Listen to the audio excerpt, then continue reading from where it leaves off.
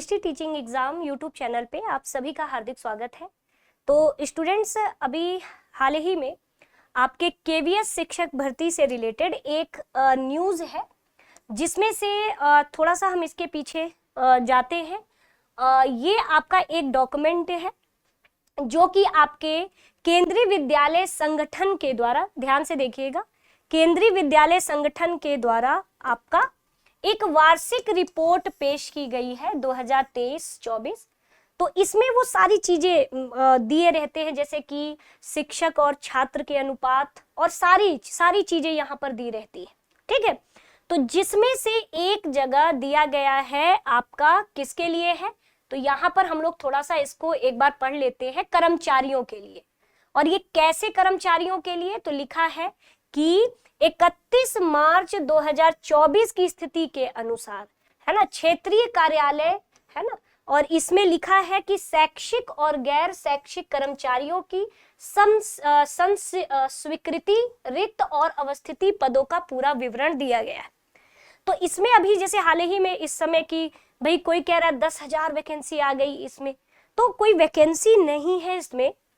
हाँ, इसमें ये है कि सभी जगह के पदों का ब्यौरा दिया गया है कि इस समय कितने पद आपके कहां पर रिक्त हैं। जैसे कि अगर मैं यहीं से उठाऊं तो यहां पर देख रहे हो आप, लिखा है स्नातकोत्तर शिक्षक, जिसमें पीजीटी। अब पीजीटी हिंदी में यहां पर कितने पद खाली हैं, 105 पद खाली हैं आपके। और अंग्रेजी में देखा जाए तो 138 पद खाली, इतिहास में 56 पद खाली हैं, अर्थशास्त्र में आपके 113 पद खाली हैं। तो टोटल ऐसे ही करते करते, चाहे वो केमिस्ट्री हो, फिजिक्स हो, है ना, आपका भूगोल हो और जीव विज्ञान हो, वाणिज्य हो, इन सभी को देखते देखते टोटल अगर हम पीजीटी की सीटों की बात करें तो इसमें ये वैकेंसी नहीं कह रहा है, हाँ 1207 पद आपके खाली हैं पीजीटी के लिए। अब यहाँ पर प्रशिक्षित स्नातक शिक्षक के लिए अगर हम देखें टीजीटी के लिए, तो हिंदी में 319 पद खाली हैं आपके, अंग्रेजी में 390 पद खाली हैं, संस्कृत में 317 और सामाजिक अध्ययन में 372, गणित में आपके 428 पद। ऐसे ही करते करते यहाँ तक कि शारीरिक शिक्षा और कला के लिए, है ना, और आपके, तो ये सारी चीजें अगर हम देखें तो इसमें टोटल 2415। तो पूरी सीट अगर देखा जाए तो कभी भी रिक्त पदों के रूप में नहीं आती है, मतलब इस पर कोई ये नहीं होगा कि जितना दिया गया है उतनी वैकेंसी आपकी दे दी जाए, क्योंकि कुछ कॉन्ट्रेक्चुअल टीचर के लिए भी इसमें कुछ पद होते हैं। अगर हम प्राथमिक शिक्षक की बात करें तो प्राथमिक शिक्षक में 1103 पद आपके खाली हैं, और म्यूजिक टीचर की बात करें तो 79 यानी कि 79 पद आपके खाली है। टोटल अगर हम देखें तो 1182 सीट आपकी म्यूजिक और पीआरटी ये दोनों को लेकर के ये खाली है। ठीक है, अब गैर शिक्षण कर्मचारी यानी नॉन टीचिंग स्टाफ की भी वैकेंसी आती है, जैसे कि सहायक अनुभाग अधिकारी के 171। तो ये नहीं है कि हाँ ये इस पर कोई भर्ती आ गई है, लेकिन हाँ इन्होंने अपना पूरा ब्यौरा दिया है कि जो है इतनी हमारी टोटल सीट देखा जाए तो ये पूरी खाली है। ठीक है, तो ये पूरा है। लगभग पीजीटी में 1207, टीजीटी में 2415 और पीआरटी में 1103 पद आपके खाली है। अब इसमें क्या नोटिफिकेशन अब हमें देखना है कि भाई कब तक आ सकता है। तो देखिए इनका क्या रहा है कि जब 2022 में दिसंबर में इनका नोटिफिकेशन आता है और 2 महीने में फरवरी में 2023 में इसका क्या हो जाता है, पेपर हो जाता है। ठीक है, तो जब भी अगर हम कहें कि आज के आज इसमें क्या हो जाए, वैकेंसी आ जाए, तो भाई ये तो है ना कि हमारी तैयारी आखिर किस लेवल की है कि नहीं।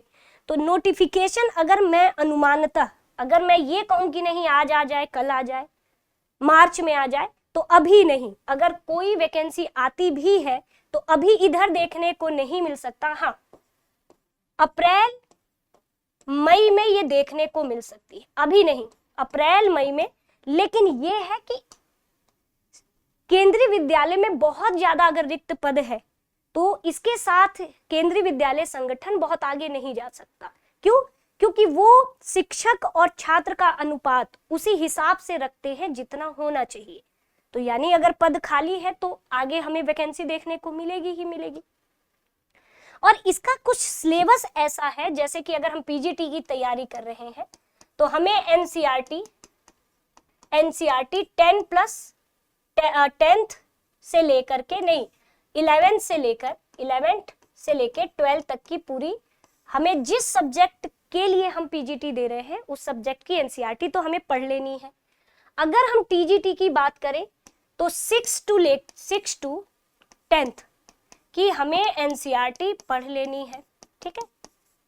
और पीआरटी के लिए अगर हम देखा जाए तो इसका भी पेपर अच्छा खासा एक लेवल होता है पेपर का, तो इसके लेवल के लिए अगर हम बात करें तो आपका 3rd से लेकर के 8th तक की हमें एनसीईआरटी पढ़नी है। जबकि इसमें पीआरटी में अगर हम एनसीईआरटी को देखें तो हमें एसएसटी के कुछ टॉपिक और साइंस के कुछ टॉपिक और आपके ईवीएस के कुछ टॉपिक, तीनों टॉपिक हमें पढ़ने हैं।